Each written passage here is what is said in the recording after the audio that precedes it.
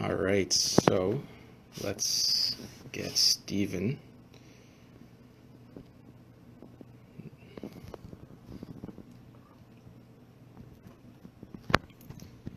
All right, let's see. Just gonna wait for Steven to join. There we go.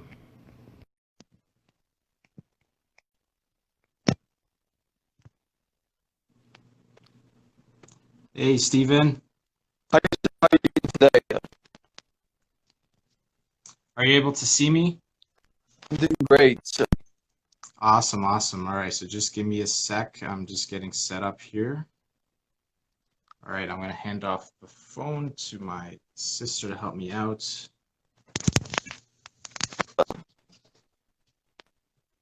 All right, is your connection okay, Steven? Yeah, I'm Can you hear me okay?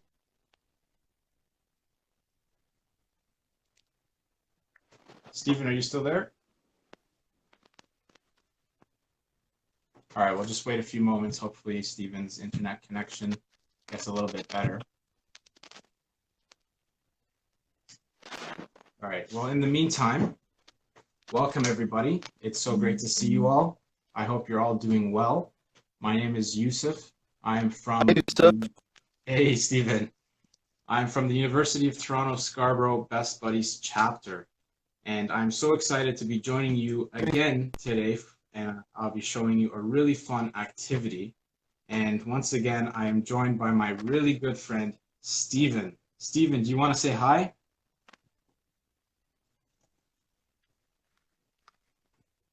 Are you able to hear me, Steven? That's all right. Well, I hope you guys have been having a great day so far. Today is actually a little extra special for me.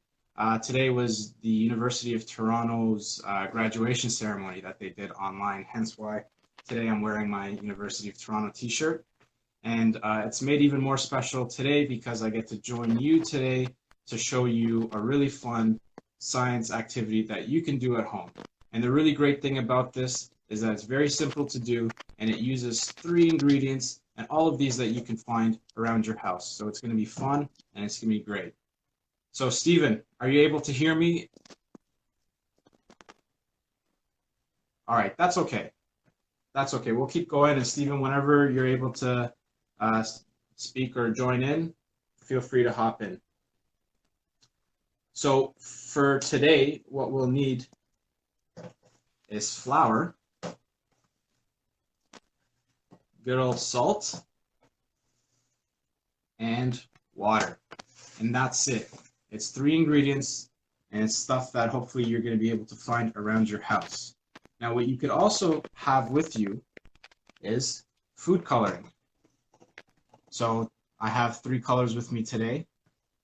Now, this is optional because what you could do is you can add food coloring and you can make different colored Play-Doh, but that's completely fine. And that's right, today we're making homemade Play-Doh. So what we'll need as well is a mixing bowl. So here I have a bowl and I have a spoon to mix everything. And we will also need some measuring cups. Here I have 1 cup and here I have half a cup. All right. So that's right. I think Steven, you might have your connection is gone. He's all right. That's all right. We can try adding him again, but it's no big deal. He might be coming in and out, but that's okay. So what we'll first need to do is we need 1 cup. I have a nice little scoop here, but I can just try to do it like this, and I'll top it off.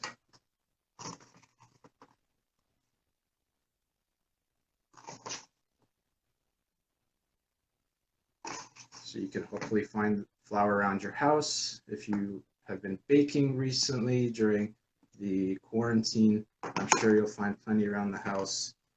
So we're going to add this. So we can put that. And then we'll also need half a cup of salt.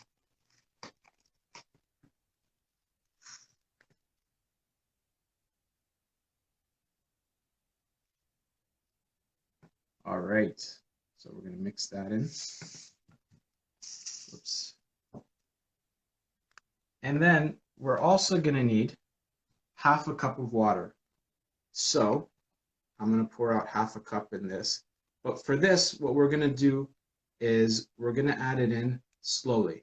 So we're going to only add a little bit at a time. So I'm going to pour out a little bit here, and then I'm going to start the mixing.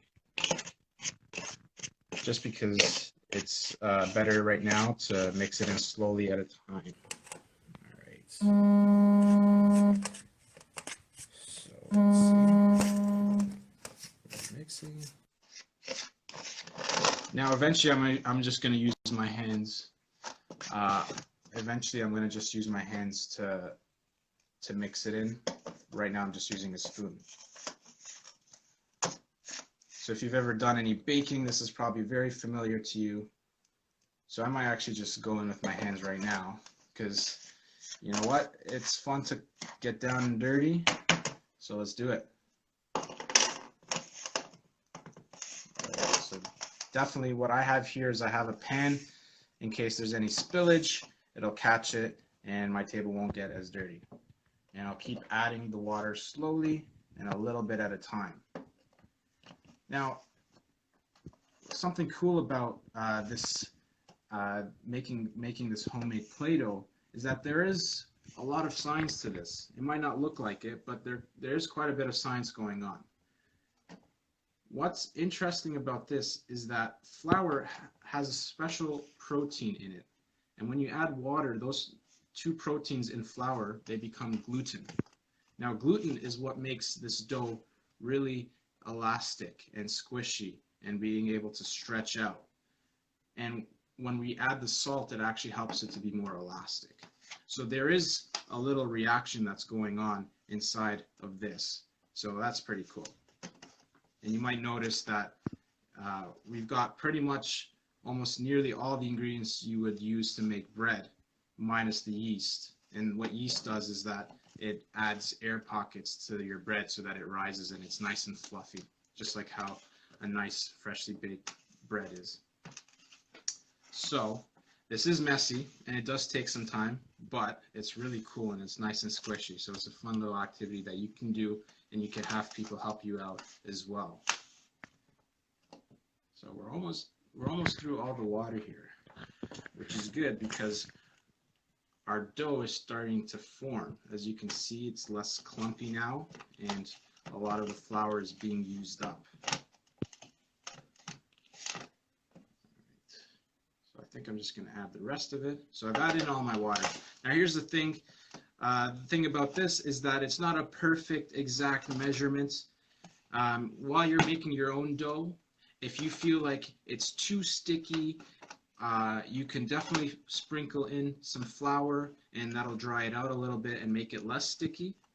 And if you feel like it's too dry, you can always add in very small drops of water. And remember, less is better because you can add more, and then that way you can control it better. So we're getting to an almost very good point right now. Now, I'm feeling it right now, and I think it's on the stickier end of the thing, so I might sprinkle in some flour, but we'll see.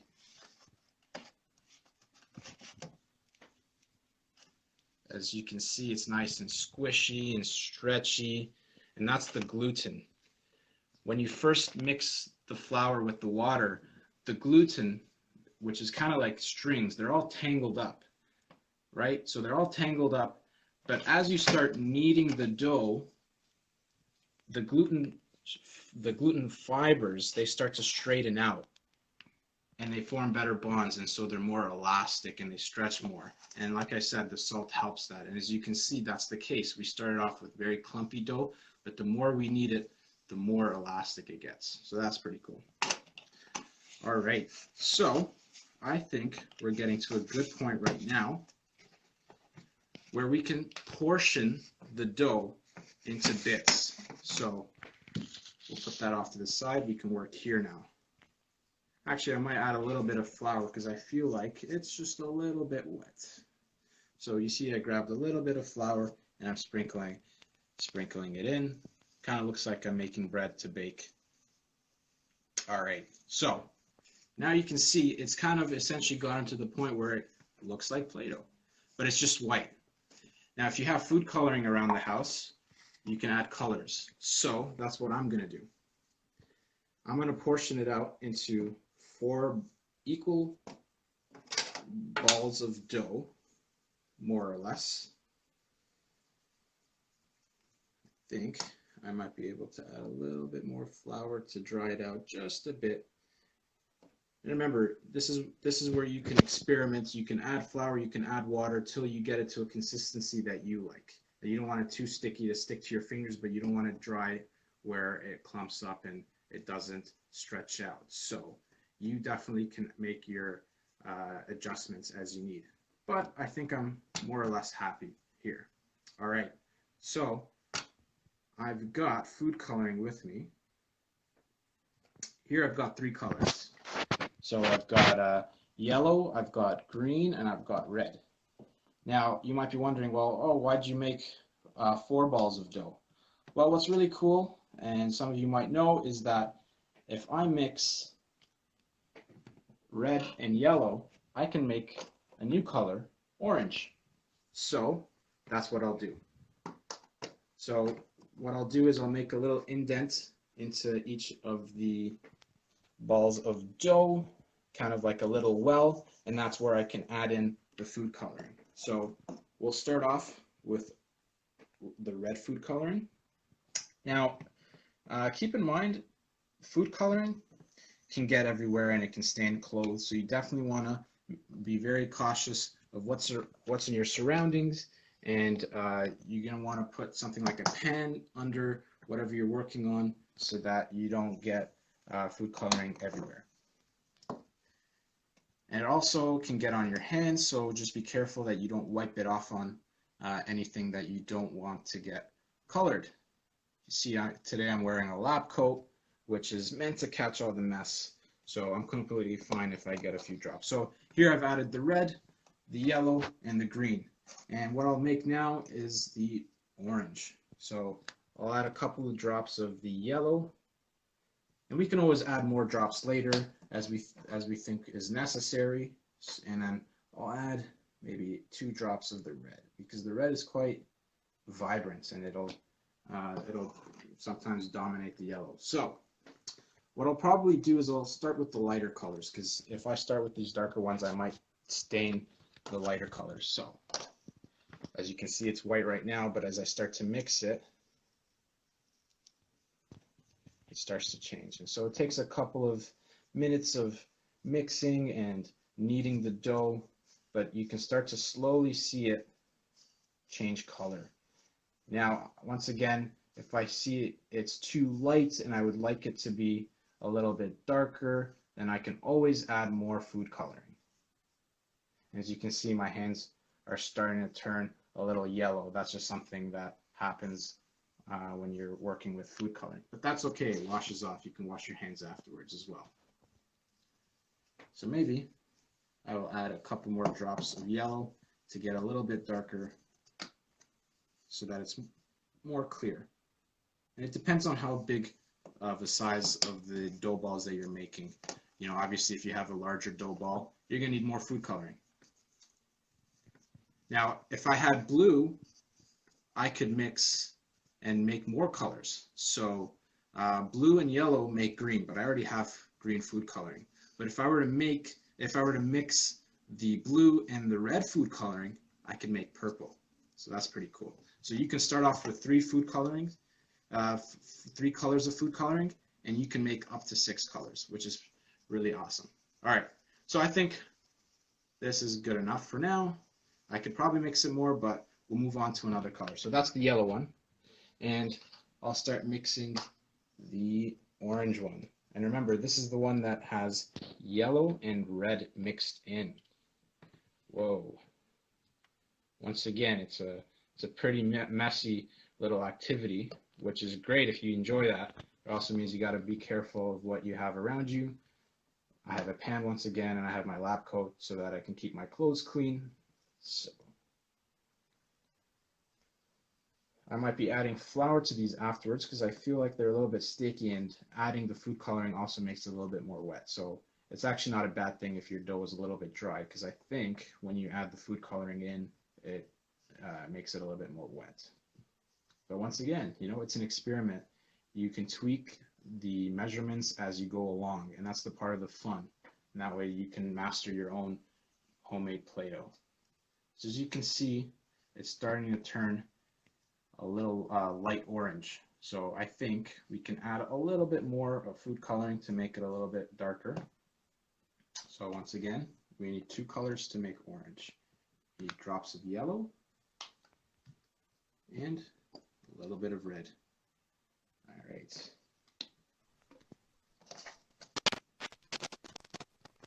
Now, what's nice about these is that you can enjoy them, you can play with them, and then you can put it into a plastic bag, a Ziploc, and that way you can store it, because if you do leave it out into the air, it'll dry out. So that's just something to keep in mind when you're making these at home. You definitely want to, when you're putting these away, you definitely want to store this in a Ziploc bag or an airtight container, and that way it doesn't dry out and you can enjoy it another day as well. And what's nice about this is that this can probably last you for about 4 weeks. Now keep in mind they are like food ingredients, so eventually they will go bad.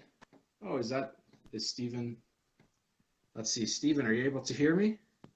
Let's see, hopefully his connection is a little bit better today, right now. Okay, so I think this is all right for now. As you can see, this is orange. It's a little bit light, but that's completely fine. So let's do the red. All right. Oh yeah, this one's more vibrant. You can start to see it form.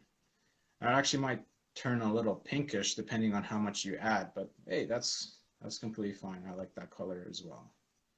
So let's see. Now you'll notice that my hands are kind of orange yellowish from the previous color, so you can always wash your hands in between different colors, but I started with the lighter one, so I think we should be okay. Whereas if I started with the green one and I was trying to do the yellow, a lot of the green will probably start to show in the yellow ball. Take its color. This looks pretty pink. That's completely fine. All right.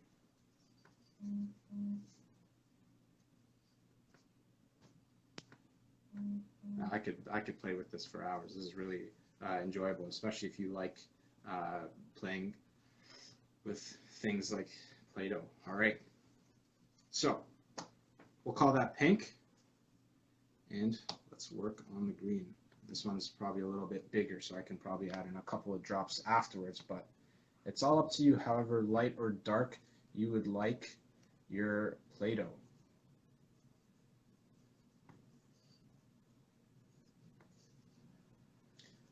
And once again, if you feel like your Play-Doh is a little bit too sticky because it's too wet, you can always add a little bit more flour, and that should dry it out and make it less sticky. As you can see, it's sticking to my hand, so I can always add, a pinch or two of flour to dry it out a little bit and make it a little bit easier to play with. But if you enjoy it like this and you like it sticky like this, then by all means. All right, so, and look at that. All right. So this is kind of a light green. You can definitely add more food coloring and it'll get darker. And so you can get a little bag like this. If you were done playing with it, you can grab it and you can put it in a little bag like this, and then you can tie it up and put it away and then play with it another day. Or you can enjoy it right now, play around with it, ask some friends to come play, or not, to make it at home and play with you, sorry. And that way you guys can enjoy from your own homes some fun activities. And you can also make different shapes with it. And you can also bake it and it'll harden. But it varies on the baking time varies in terms of how much time it needs and what temperature. So I would probably look online to see exactly what time you would need to add it on. But it would harden, and that way you'd have like a little clay figure that you can enjoy. But that's the gist of it. So we've got three ingredients to make this. You need flour, salt, and water. So that's a cup of flour, half a cup of salt, and half a cup of water. And it's basically that. And then obviously you can add food coloring, and you can add some really cool colors and make a variety of different colors. And that way you can also make little Play-Doh figures with different colors. It's totally up to you how you want to enjoy this. But what's nice about this is pretty straightforward, it's simple, and it's stuff that hopefully you can find around your house. So I think that's it. Definitely after 4 weeks, you're going to have to throw this away because it'll start to go bad. But if you have any questions about this experiment, you can definitely message Best Buddies Canada on Instagram and ask away. Or if you have any comments or suggestions, we're always happy to take any new comments. So that's all for today. And don't worry if you missed part of the live stream, because this will be on Instagram TV, so IGTV, on the Best Buddies Canada profile. And there you will also see the first science experiment that I did for Best Buddies Canada, where I did baking soda and vinegar, so it's something really cool that you can also try at home. And you can also find other activities such as a makeup tutorial or a fitness routine. So you definitely don't want to miss the fun, and there's more to come. So you definitely want to follow Best Buddies Canada on Instagram, and you want to keep posted. So I want to thank you for joining me today, and thank you, Stephen, for joining me for the first bit. I hope you guys all stay safe. I hope you guys all stay happy, and hopefully I'll see you guys next time. Take care, everybody.